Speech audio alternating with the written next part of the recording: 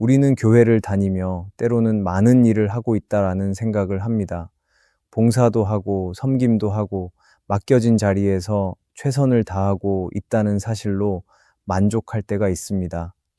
그러나 조금만 돌아보면 그 모든 일들이 때로는 습관처럼 반복되고 형식처럼 굳어져 가는 것을 느끼게 됩니다.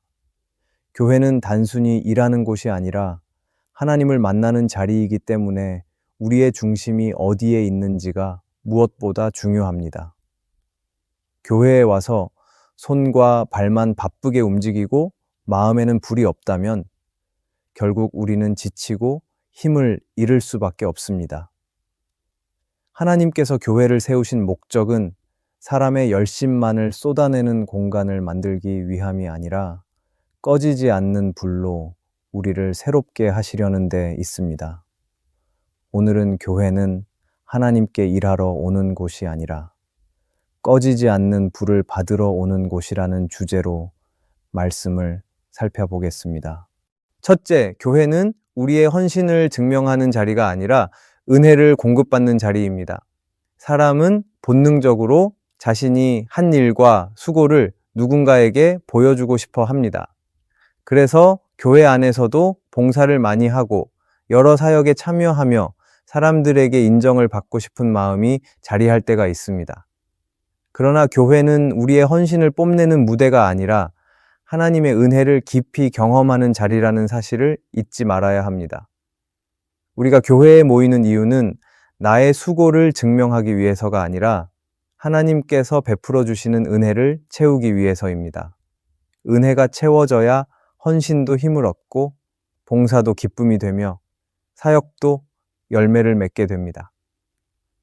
은혜가 없는 헌신은 마치 물 없는 샘과 같아서 금세 메말라 버리지만 은혜가 공급될 때 그 헌신은 생명력이 되어 계속 이어질 수 있습니다. 성경을 보면 마르다는 예수님을 맞이했을 때 많은 수고를 하며 준비하는 일에 몰두했습니다.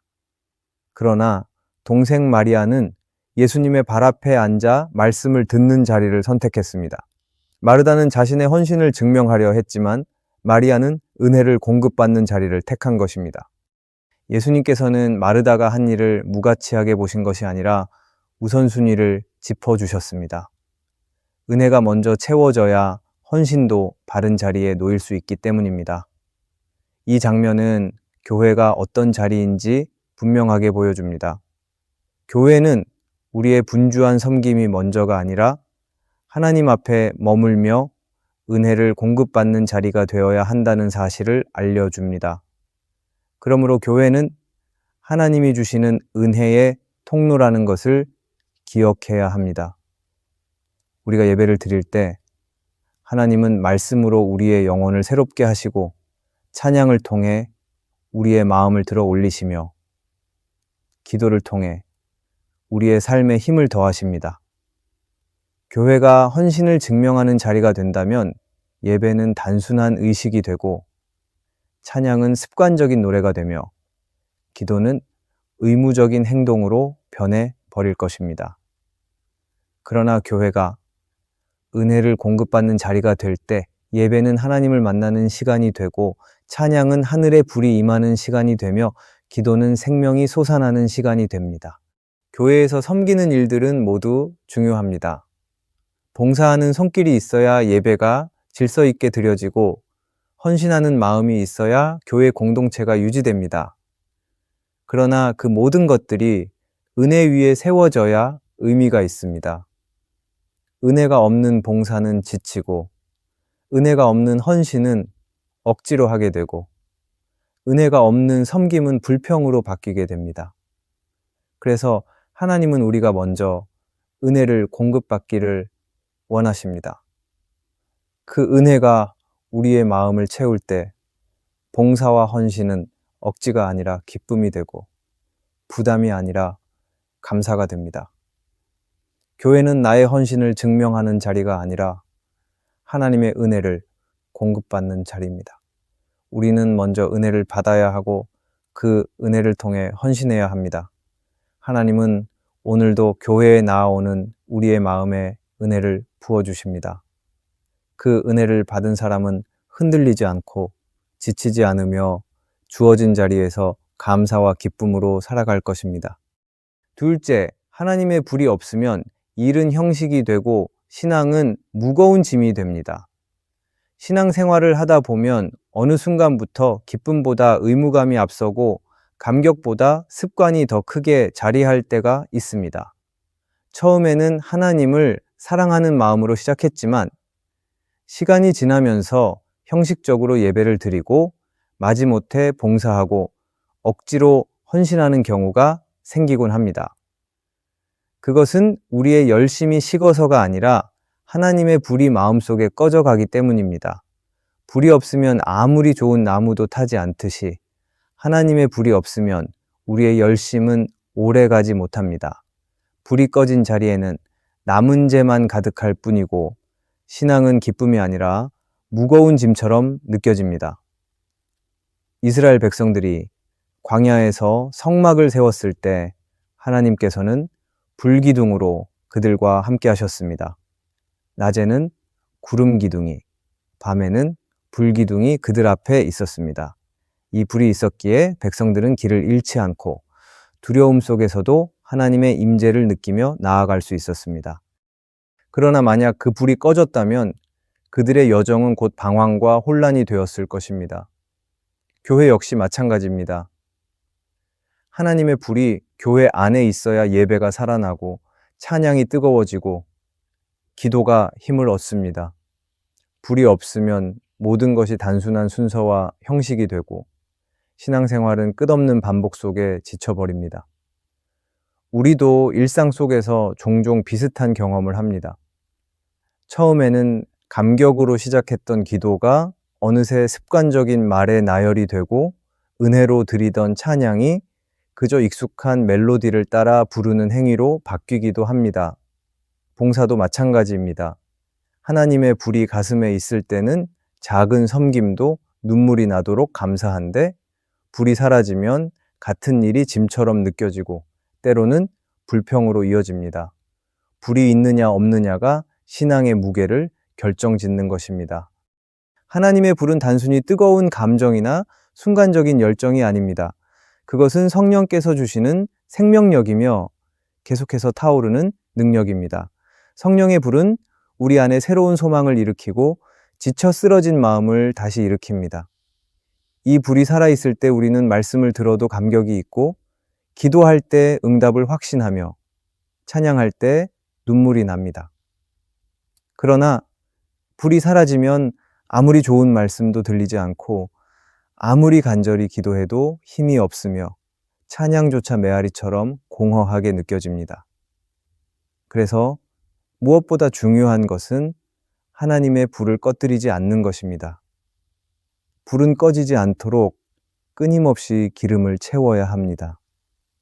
우리의 신앙도 마찬가지입니다. 하나님의 불이 계속 타오르려면 말씀으로 기름을 채우고 기도로 숨을 불어넣으며 예배로 불씨를 지켜야 합니다. 교회는 바로 이 일을 위해 존재합니다. 교회에 나올 때마다 하나님은 꺼져가는 불씨에 다시 불을 붙여주시고 약해진 심령에 새 힘을 주십니다. 우리가 아무리 열심히 일해도 하나님의 불이 없으면 그 일은 결국 형식이 되고 말지만 은혜로 공급된 불이 있으면 같은 일도 기쁨과 감격으로 바뀝니다. 그러므로 우리는 언제나 하나님의 불을 사모해야 합니다. 불이 없으면 우리의 손은 바쁘게 움직여도 마음은 공허하고 교회는 활발해 보여도 영혼은 메말라 버립니다. 그러나 불이 있으면 우리의 작은 헌신도 큰 능력이 되고 눈물의 기도가 응답으로 이어지며 찬양의 고백이 하늘 문을 여는 열쇠가 됩니다. 하나님은 지금도 그 불을 주시기를 원하십니다.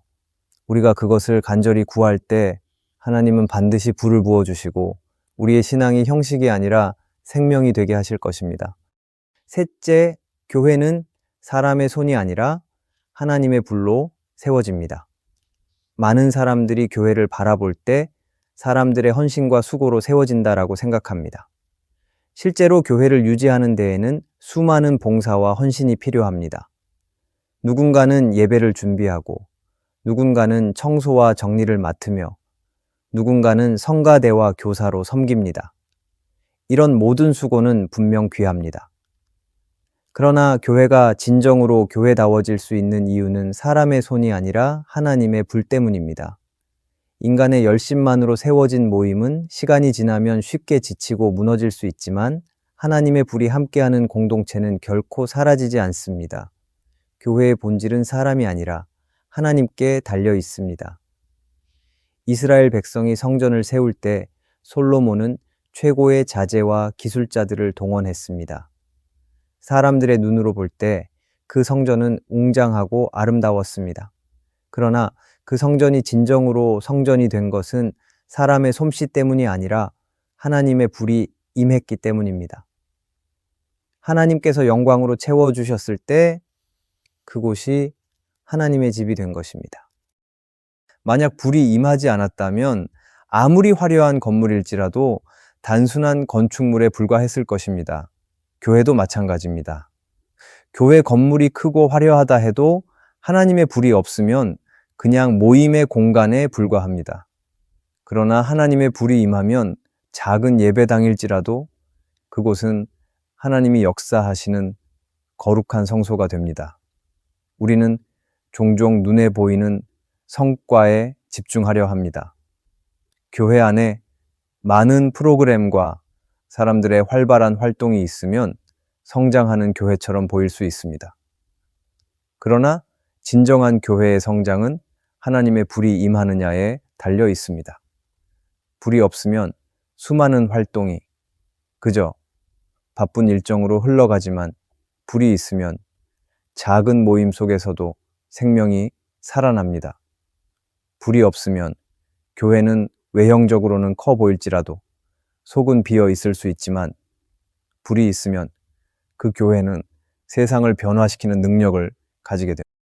하나님의 불로 세워진 교회는 위기 앞에서도 흔들리지 않습니다. 교회 역사를 돌아보면 외부의 핍박과 어려움이 끊임없이 있었습니다. 그러나 불이 있는 교회는 꺼지지 않고 오히려 더 강해졌습니다. 사람의 힘으로 세워진 교회였다면 오래가지 못했을 것입니다. 하지만 하나님의 불이 있었기에 교회는 오늘까지 이어져 왔고 앞으로도 흔들리지 않을 것입니다. 불은 단순한 장식이 아니라 교회의 생명줄이기 때문입니다. 또한 하나님의 불은 교회를 거룩하게 세웁니다. 사람의 손으로 세운 교회는 때로 인간적인 욕심과 이익에 흔들리기도 합니다. 그러나 하나님의 불이 임하면 불순물이 태워지고 교회는 정결하게 세워집니다. 불은 정화의 기능을 가지고 있어서 우리 안에 교만과 위선을 태워버리고 순전한 마음으로 하나님께 나아가게 만듭니다. 교회가 진정으로 거룩해지는 것은 사람들의 결심이 아니라 하나님의 불이 임할 때입니다. 오늘날 우리에게 필요한 것도 바로 이 불입니다. 우리는 많은 프로그램을 만들고 새로운 사역을 계획하며 더 나은 방법을 찾으려 합니다. 그러나 가장 중요한 것은 하나님의 불이 함께하느냐 하는 것입니다. 불이 없다면 우리의 모든 노력은 허공을 치는 것이 되고 말지만 불이 있다면 작은 헌신도 큰 역사가 됩니다. 교회를 세우는 힘은 사람의 능력이 아니라 하나님의 불에 있기 때문입니다. 그러므로 우리는 교회를 바라볼 때 사람의 손보다 하나님의 불을 사모해야 합니다. 교회가 아름답게 세워지고 믿음의 공동체가 굳건히 설 수 있는 이유는 불이 있기 때문입니다. 하나님의 불이 교회에 임하면 예배가 살아나고 공동체가 하나 되고 세상 속의 빛과 소금의 사명을 감당하게 됩니다. 결국 교회는 사람의 손이 아니라 하나님의 불로 세워지는 것입니다.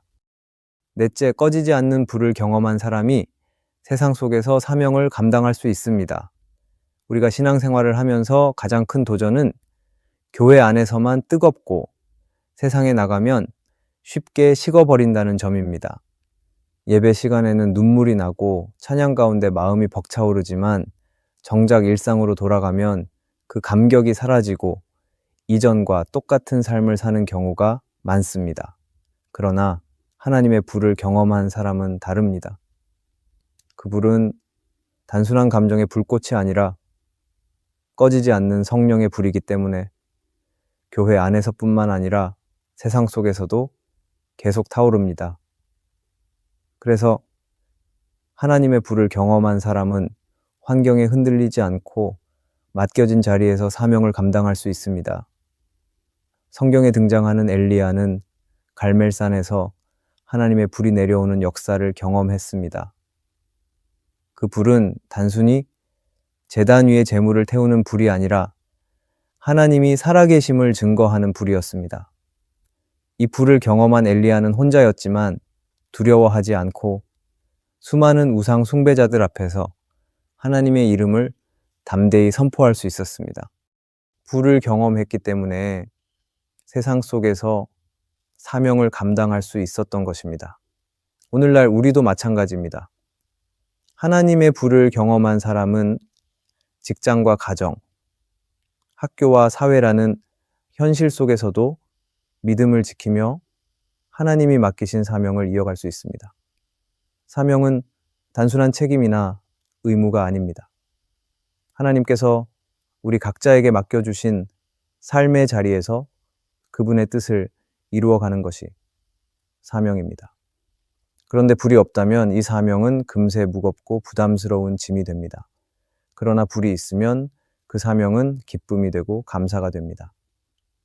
불이 있기 때문에 우리는 넘어져도 다시 일어나고 실패해도 다시 도전하며 끝까지 하나님이 주신 길을 걸어갈 수 있습니다. 불은 우리의 사명을 가능하게 하는 원동력입니다. 팀 켈러는 그의 책 기도에서 이렇게 말했습니다. 하나님의 임재를 경험한 사람은 삶 전체가 달라집니다. 그 만남은 단순한 위로가 아니라 삶 전체를 새롭게 바꾸는 능력입니다. 이 말처럼 불을 경험한 사람은 삶의 모든 영역에서 변화가 나타납니다. 신앙이 단순히 주일에만 머무르지 않고 평일의 일상과 관계, 일터와 가정까지 확장됩니다.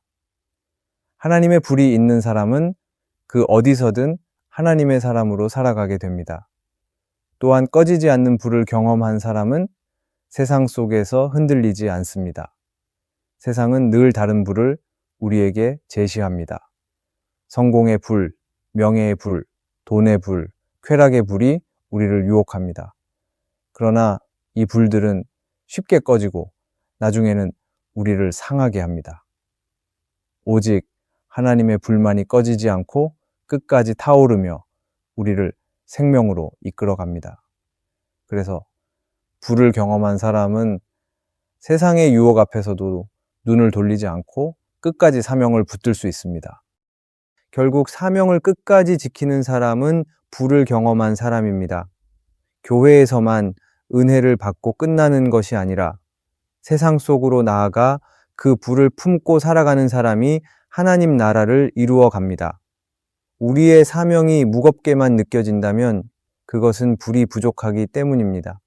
그러나 하나님의 불을 새롭게 경험하면 사명은 짐이 아니라 특권이 되고 의무가 아니라 감사가 됩니다. 하나님은 오늘도 우리에게 그 불을 주시기를 원하십니다. 우리가 간절히 구하고 붙들 때 하나님은 반드시 꺼지지 않는 불을 주시고 그 불로 세상 속에서 맡겨진 사명을 끝까지 감당하게 하실 것입니다. 세상 속에서 우리는 쉽게 지치고 흔들리지만 하나님은 교회를 통해 꺼지지 않는 불을 우리 마음에 채워 주십니다.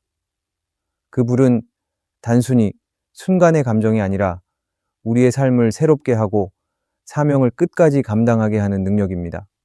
오늘도 하나님께서 주시는 불을 간절히 사모하며 나아갈 때 우리의 삶은 지치지 않고 어떤 상황 속에서도 하나님께서 주신 길을 담대히 걸어갈 수 있을 것입니다. 오늘의 말씀이 은혜가 되셨다면 댓글에 아멘이라고 적어주시면 감사하겠습니다. 여러분들이 남겨주시는 댓글은 정말 큰 힘이 됩니다. 그리고 여러분들이 눌러주시는 좋아요와 구독도 큰 힘이 됩니다. 오늘도 함께 해주셔서 감사합니다. 기도하겠습니다. 하나님, 오늘 교회를 향한 당신의 뜻을 다시 깨닫게 하시니 감사드립니다. 우리의 신앙이 형식에 머무르지 않고 꺼지지 않는 불을 받아 세상 속에서 담대히 살아가게 하옵소서. 언제나 주님의 은혜와 능력으로 채워주시고 우리의 삶을 통해 영광 받으시기를 간구하며 예수님의 이름으로 기도합니다. 아멘.